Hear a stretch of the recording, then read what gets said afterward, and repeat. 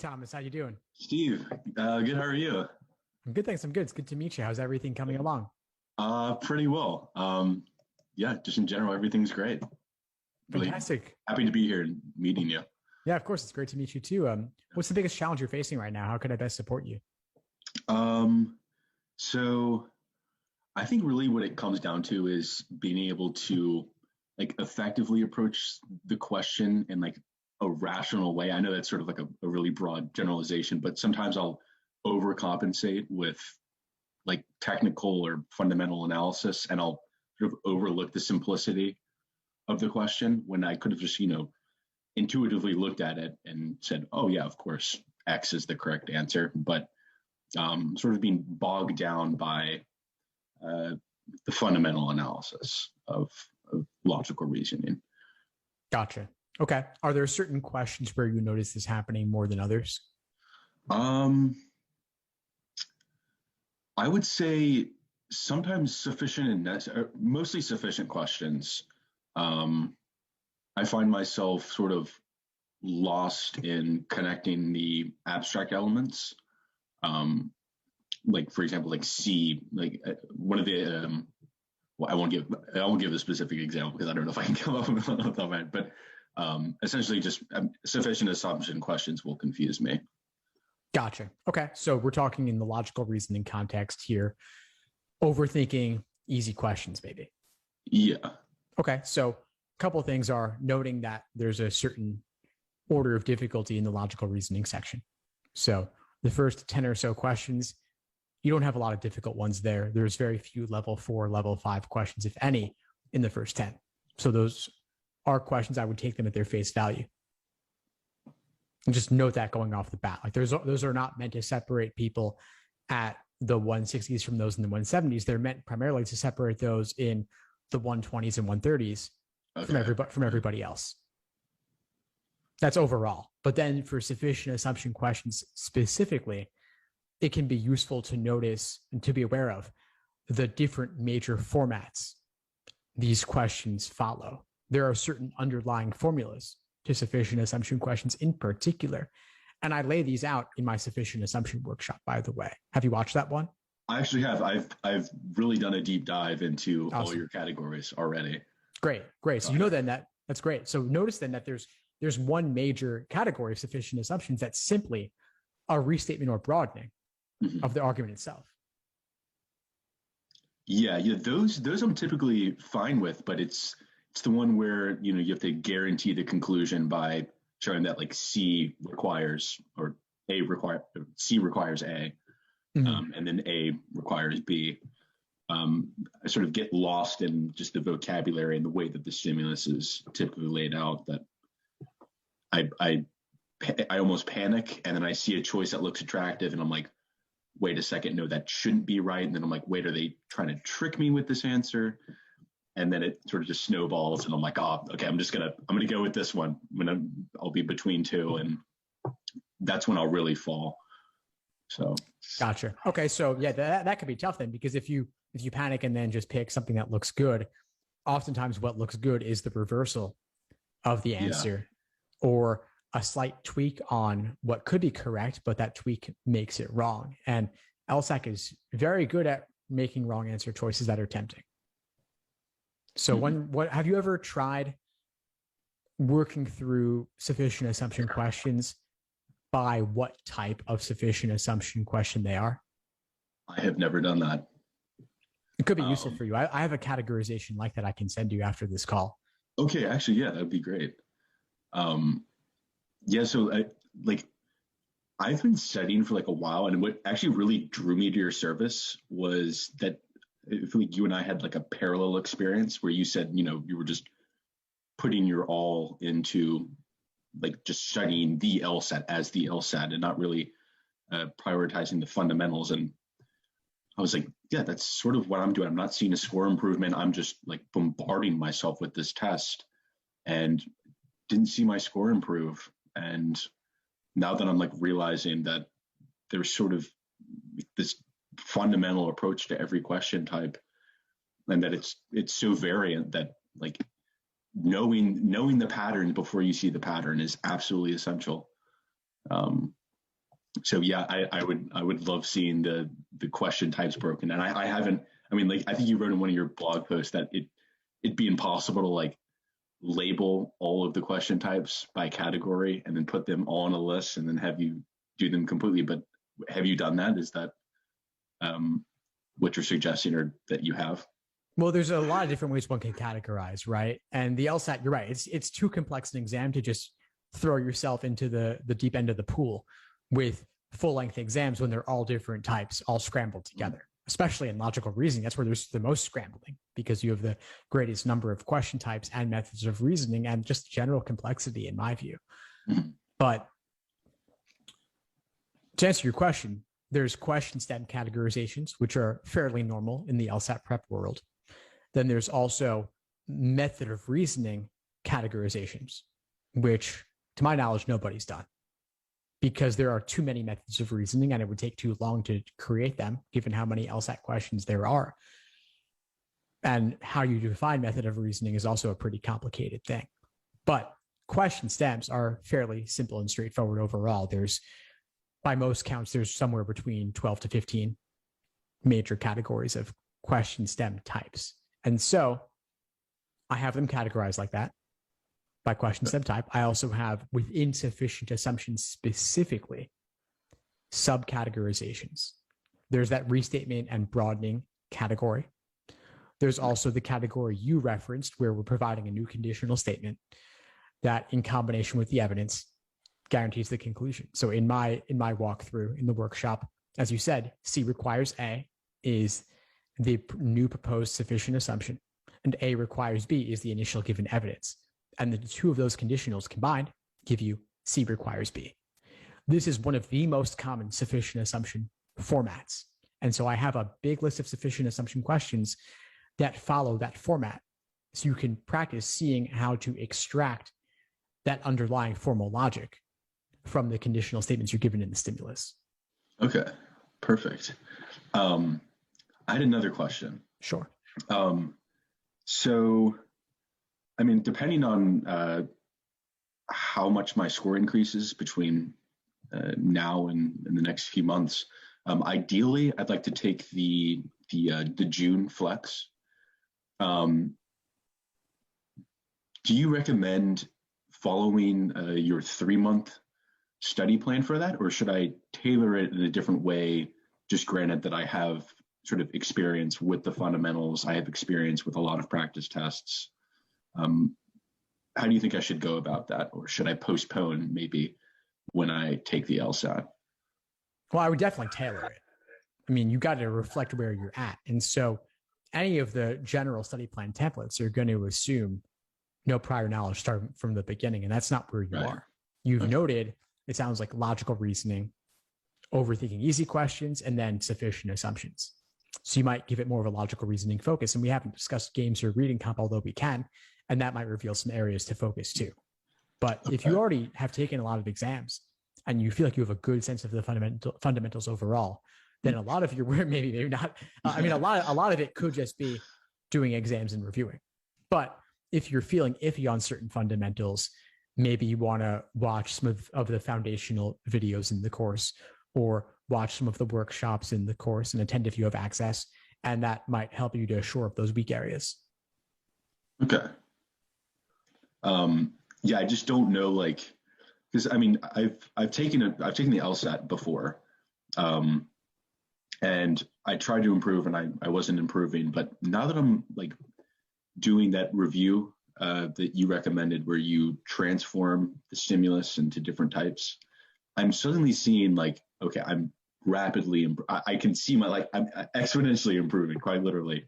But I'm afraid that June, maybe I'm not improving my score as much as I could, with maybe more study time and taking the August LSAT, but that comes at the cost of having an added section. And then that sort of has with it like a new, like adaption. Like I'll have to have more endurance as opposed to the 3-section one. Are there any, is there a trade-off between those two that you'd recommend, maybe with like a high, if I score like X amount, like an X amount increase in or like by June compared to like an X amount increase by August, or how would you approach that?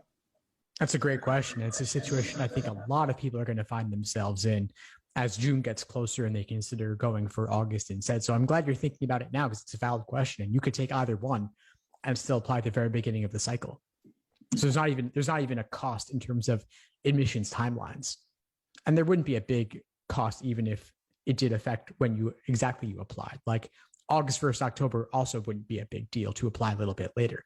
But you're right that this particular decision relates to that fourth section, the unscored, unknown, experimental. How much does it matter? Personally, I don't think it has to matter that much, although I can understand nobody wanting to do it naturally.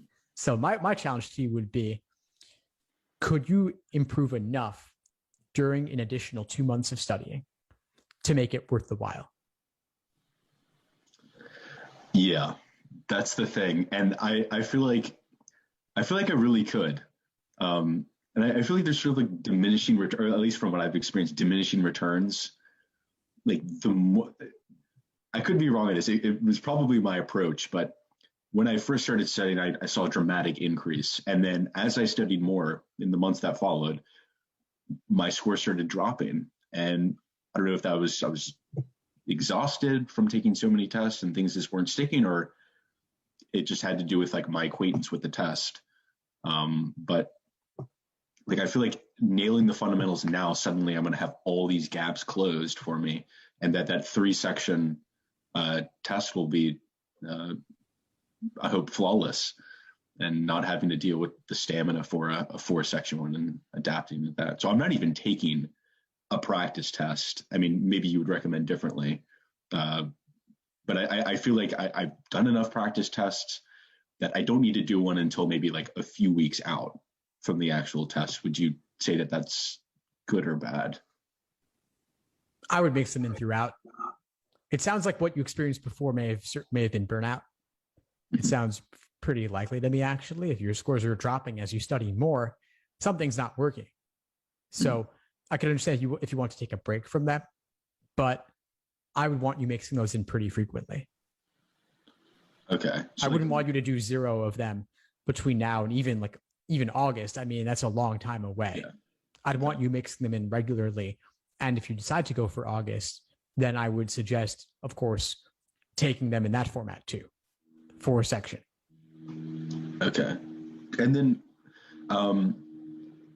how often, because I noticed in your 3-month study plan, you have days that should be taken off. Would you recommend, like, is that like a day? I mean, I'm trying to think of how to phrase this. I mean, granted that I already have like experience with the test, do you recommend maybe having like, should I be taking time sections every day, or should I be taking days off? Because I feel like I can like manage a day where like I have maybe like 50% less study time, but I don't have diminishing returns by studying. How would you go about, or how often do you think I should take time sections versus the regular LSAT versus just an overview, maybe studying notes and watching foundational videos and these things? I'm curious about the motivation, because I get the sense that you want to do a lot. Yeah, that's accurate. So if you were to go for August and you had 5 months between now and then, do you think you need to study every day? And do you think you will study every day? I think I will completely. I mean, I will probably burn myself out come August, which is what I'm nervous about. Is that I know that suddenly the stress will come in, and I'm like, okay, I'm just gonna do like 6 hours today, and it's gonna kill me in the long run. So I feel like I don't know. I'm really sort of at odds with whether or not. I mean, the June is obviously, like I said, it's shorter. It's going to be. I mean, I know they say it's not easier, but I feel like it will be easier for me just knowing that there's not an extra section that I have to devote mental energy to. But I also get test anxiety, so maybe the 4-section one will benefit me knowing that maybe the fourth one isn't an experimental one and my nerves sort of decrease as I'm taking the test or something. But I mean, a possible benefit of the experimental section is that you don't do well on something. You could say, hey, maybe it was the experimental section that doesn't count anyway. Yeah, that is true. Yeah. It's one possible benefit that might serve to relieve some of the anxiety that you could experience. I'm sure you don't need to study every single day. You could take a day off and be fine. And let's be realistic about it. I mean, anything could happen to the point where, like, let's say on a 5-month timeline, like, let's say maybe you get sick one day. Maybe you have the chance to go out of town a little bit for a day or for a weekend or something. Maybe you have a family obligation. Or maybe you just deserve a day off. You know what? Like, maybe you just deserve a day off where you could take it easy a little bit and do something else. I mean, COVID's been a pretty rough time for most people, I think. And I think that just being home, being on devices a lot, like, you could go to the park, right? I mean, depending on the weather, I mean, it's possible to just get out a little bit and do something else for a change of pace. And that could clear your mind a little bit. Okay. It just feels like when I'm not studying, I feel like I'm wasting time. But I mean, that's clearly not the reality. It's actually probably beneficial to step away and then have your mind like readapt. Is there anything productive you could be doing that isn't LSAT prep? Yes. I mean, I work full time actually. So like, I feel like my time is like very limited as far as like what I can be devoting to the LSAT. And I try and study like early in the morning for like an hour and then maybe like 2 hours after work and then into the evening, maybe if I can squeeze like 2 more hours in, but typically as the day goes on, I just get progressively worse. My focus and energy is just scattered. But before I started working full time, I was devoting like my full day to just studying. So maybe it comes from that past that I feel like I like when I was in that zone, I was just like, oh yes, I'm completely focused. I have no other obligations. I'm just LSAT, just master this, and I'm the king of the world. But so I hear that. I mean, you can get there. I believe you can get there by June. I believe you can get there by August. And I think allowing more time always helps. It helps to a point as long as you're not obsessing over it, which I see is certainly a possibility. I can relate myself, as you could imagine. Now, yeah. But if you're working full time, at least that will serve as some check on LSAT prep, where it will limit you during those hours. You can't be doing LSAT very much, I'd imagine. But the reason I brought up doing productive things is because I'm also that way, where like I have a hard time doing something that I view as not productive at all. I always want to be working towards a goal and be tracking something in some way to know I'm making forward progress. And so we can try to fight that, or we can see what can you do to channel it in another direction. Like, for example, the admissions side. Even the admissions side is something that will help you on this whole law school journey that isn't doing multiple choice problems. So personal statement, other application essays, where are you on those? So I applied actually for this cycle, but I know my score can improve. Actually, I scored in the lower bound of what I had been scoring in on average. So I just decided to apply because I just thought, why not? I mean, maybe there was a downside, but I figured, well, if this is enough just to get into a school that I like, then I'll go in. But it hasn't been favorable, unfortunately. So I will be retaking it. So maybe, I mean, I don't know, how much would you say that I should devote to doing that early? I mean, I don't know how much I should change my personal statement. I haven't actually reached out to any of the admission counselors with regards to like my application. Would you recommend doing that? You could follow up simply to indicate interest. Even to a school that I wasn't admitted to? I thought you were referencing those that you haven't heard back from. Yeah. I guess, those as well. But what about the ones like that I wasn't admitted to, but maybe I could ask for, like, would they be open to giving like comments or sort of why they rejected you? Is that something that's doable? They often don't want to do that. because Really? it just opens up a whole conversation that they don't really want to have. I mean, they're getting so many applications that they can't give detailed feedback in that way, especially over email. Okay. For email, I'd say you're not likely to hear anything on that. But what you could do is reach out, set up a discussion, expressing interest in the school, and indicating that you want, when you ask for this, that you indicate that you want to reapply. Okay. And say that, and then during that conversation, you can talk about, what might I be able to do to increase my odds for next time around? And that could relate to things like typically your LSAT score. So they might say something like, okay, your LSAT was this before, but if you can get at least this score instead, which might be bumping it up however many number of points, then that could make you a much stronger candidate. So at least you can get a sense of where you're at, but they're not going to say, listen, like your personal statement sucked or your resume wasn't strong enough. They're not going to tell you things like that. Yeah. So I'd say get a higher LSAT, improve your personal statement, maybe clean up some language in your resume if you can. We have workshops in the course covering this stuff, by the way. We have application essay workshops. We have admission sessions. Every single week there's something going on. Okay, so you can benefit from those I too. have seen those. Yeah. I haven't clicked just because I 100% LSAT mode at the moment, but I guess it's never too early to get a head start. Yeah, and that's something you can do on the side that's productive, that will still help you on this journey. It's not like you want to revise your personal statement in one night and then hit submit after you've already taken the LSAT. This is something to be thinking about on the side. In parallel, maybe not the same number of hours each week, of course, but to devote some small percentage of time each week to something admissions related to help move you forward on that path too. Right. Okay. And that might be as simple as watching a video related to it to just gain some more knowledge about that side of the process so that when you do interact with admissions, you have a better sense of how to do it. Okay. Another question I wanted to ask was I'll just tell you my score outright that I had recently. I had a 156.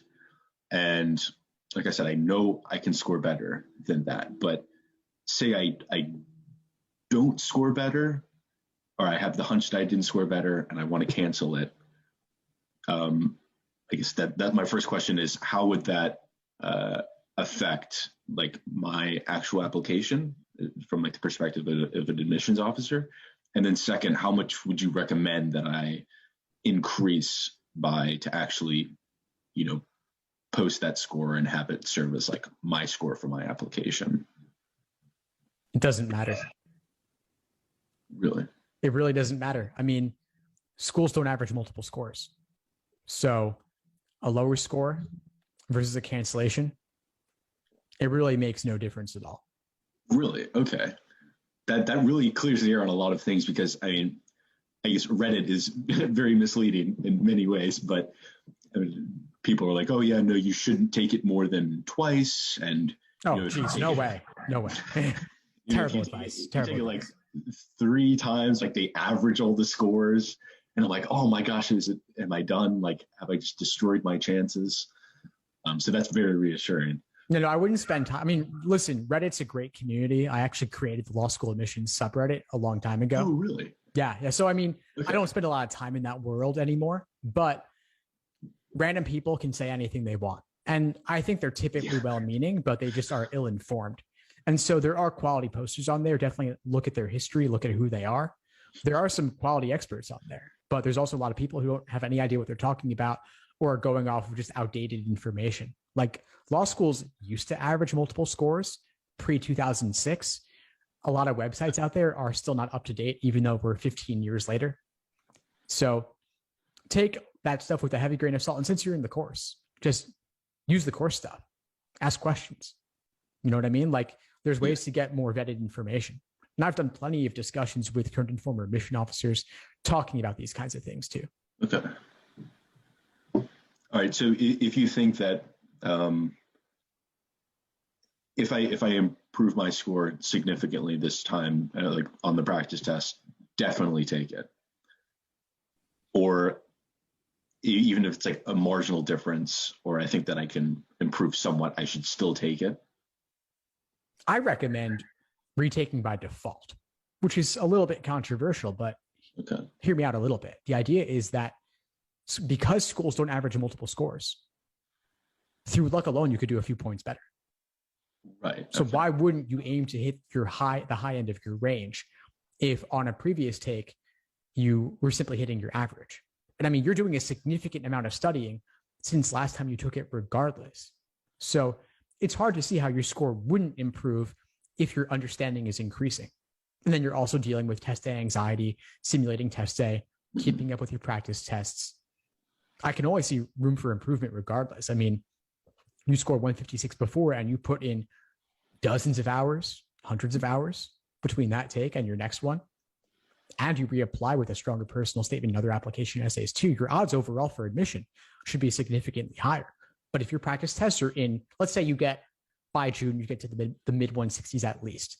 Let's say by August, you get to the low 170s at least. There's no question you should take it. I mean, you're not going to do as low as a 156 given how much you've improved along that way. Okay, great. I really appreciate that advice. Of course. And by the way, even if I just made up those increases, even if those increases are half of what I proposed that they might be, it'd still be worth it. If you could retake, if your practice test average was still a 156, which it's not going to be, and your higher end was a 160, why wouldn't you retake it and apply with a 160? Mm-hmm. In my view, there's no scenario where it wouldn't make sense if your understanding is improving and your practice test scores are improving. Right. Okay. Okay, perfect. We cleared the air on a lot of things. Trying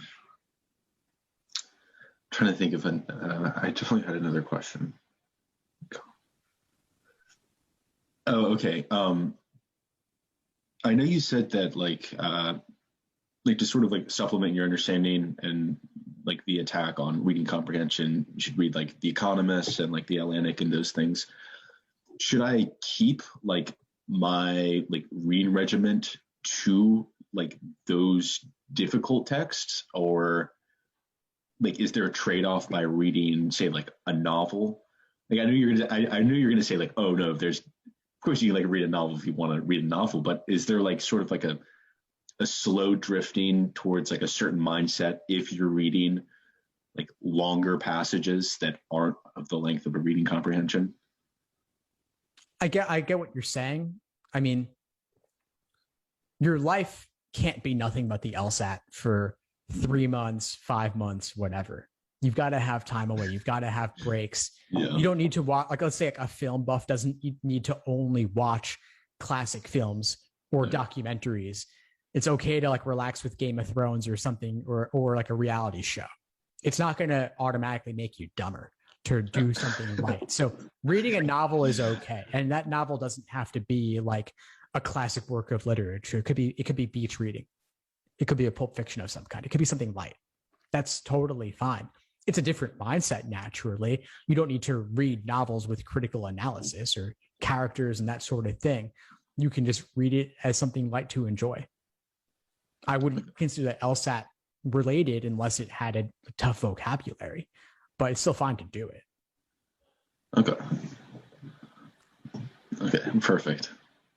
All right, I don't really have any more questions. You answered them all. No, of course. I'm glad to help. I'm glad we connected. Yeah. Keep in touch and reach out if you need anything at all. I'm happy to help. Yeah. Actually, I do have another question though. Yeah, sure. I saw like on the side where you had like different course times and things. How often do you guys do like deep dives where you're actually looking at like passages and breaking them down? If you're talking about reading comp passages, or passages, or any other like question types. I mean, there's multiple sections happening every week. So we've got games, we have reasoning, we have reading comp. There's recurring weekly class times covering all of those. There's a reading comp deep dive class tonight. There's 2 logical reasoning classes back to back on Thursday. There's logic games tomorrow. Okay, cool. So attend and join any of them. Join all of them if you can. I mean, I don't want you to join all of them if it would cause you to burn out. Okay. But you have access to them, and I would encourage you to attend as many as you feel able without going overboard on it. Okay. And they're all recorded too if you miss one. Okay. They're all recorded. They're all uploaded to the course later. Okay, perfect. Well, it was really nice meeting you, Steve. Of course, it was great connecting with you. Keep at it. reach out if you need anything, and I'll see you in class soon. Thanks for tuning into the show. Please subscribe if you haven't done so already to be notified of new episodes as I release them. And feel free to reach out if you need anything at all as you move forward with your prep. I'm happy to help however I can. In the meantime, I'll wish you all the best and take care.